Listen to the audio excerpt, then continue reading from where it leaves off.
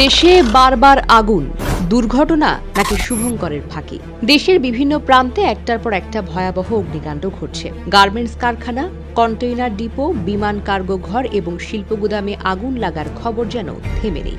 প্রতিটি দুঃসংবাদের পেছনে লুকিয়ে আছে একটা প্রশ্ন, এসব কেবল দুর্ঘটনা নাকি কেউ কিছু লুকাতে আগুন লাগাচ্ছে। সাম্প্রতিক বছরগুলোয় ঢাকার ও চট্টগ্রামের কয়েকটি বড় আগুনের ঘটনা সম্পর্কে নিরাপত্তা ও শিল্প বিশ্লেষকরা উদ্বেগ প্রকাশ করেছেন।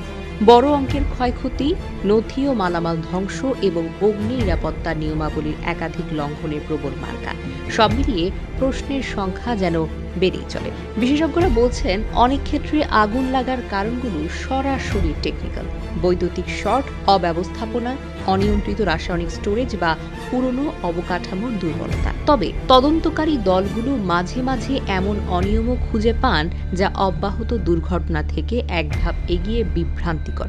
ফলে তদন্তের স্বচ্ছতা না থাকলেও তদন্ত রিপোর্টও লোক পূর্বেই নিরাশ করে দেয়। অন্যদিকে আইন শৃঙ্খলা ও বীমা খাতে যুক্ত বিশেষজ্ঞরা সতর্ক করেন, কোনো কোনো আগুনে নথি ধ্বংস, বীমা দাবির আশায় জাল নথি কিংবা অবৈধ মালামাল ধ্বংস করার জন্য আগুন লাগানো হয়। এগুলো সার্কুলার হলেও প্রমাণের ভিত্তিতে বিচার করাটা জরুরি।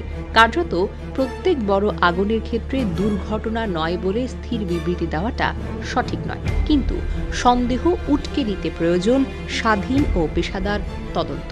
শ্রমিকদের নিরাপত্তার সংগঠন, পরিবেশ অধিদপ্তর এবং ফায়ার সার্ভিসের প্রতিবেদনে ঘাটতি রয়ে গেছে। নিয়মিত অডিট, আগুন নিরাপত্তার সরঞ্জাম, জরুরি নির্গমনের পথ ও কর্মীদের প্রশিক্ষণের অভাবের কথা যেন বারবার উঠে এসেছে। এছাড়া গুদাম বা কারখানাগুলোর লাইসেন্সিং, নিয়মিত পরিদর্শনের তীব্র ত্রুটি রয়েছে বলেও অভিযোগ উঠেছে। তবে কতিপয় সংবাদ ফুটেজে দেখা যায়, আগুন লাগার পর দ্রুতই এক প্রকার নথি ধ্বংস বা মালামালের ধ্বংস দৃশ্য, যা প্রশ্নকে আরও জোরালো করে। বিষয়টি নিয়ে সিভিল সোসাইটি, সংবাদ মাধ্যম এখন দাবি তুলেছে, প্রতিটি বড় অগ্নিকাণ্ডের স্বচ্ছ, সময়ানুবর্তী ও স্বাধীন ফরেনসিক তদন্ত করা হোক। তদন্তের ফল জনগণের কাছে প্রকাশ করতেই হবে। সরকারি পর্যায়ে বলা হচ্ছে, আগুন নিয়ন্ত্রণে নতুন কৌশল, ডিটেক্টর, আবশ্যকীয় নীতিমালা জোরদার করতেই হবে। কিন্তু বিশ্লেষকরা বলছেন, নীতিমালায় যথেষ্ট নয়, বাস্তব প্রয়োগ, অনুশীলন ও দায়বদ্ধতা নিশ্চিত করতে হবে। না হলে প্রতিটি নতুন বিজ্ঞপ্তি কাগজে মাথা নত করবে। টিপুনিতে আগুনগুলো কেবল অর্থ সম্পদ নষ্ট করে না, হাজার হাজার শ্রমিকের জীবিকা ও মানুষের নিরাপত্তার ভরসাকেও প্রশ্নের মুখোমুখি করে।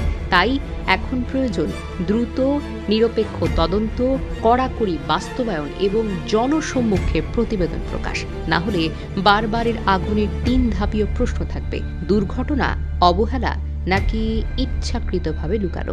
শেষ পরামর্শে একই প্রশ্ন রয়ে যায়, দেশটা কি শুধু আগুন নেভাতেই ব্যস্ত থাকবে, নাকি আগুন লাগার প্রকৃত কারণ খুঁজে বের করে মূলকে বদল করে দেবে? জনগণের অধিকার হলো জেনে নেওয়া, কারণ আগুনে যা হারায় তা আর ফিরে পাওয়া যায় না। ফিরে পাওয়াটা বেশ কঠিন।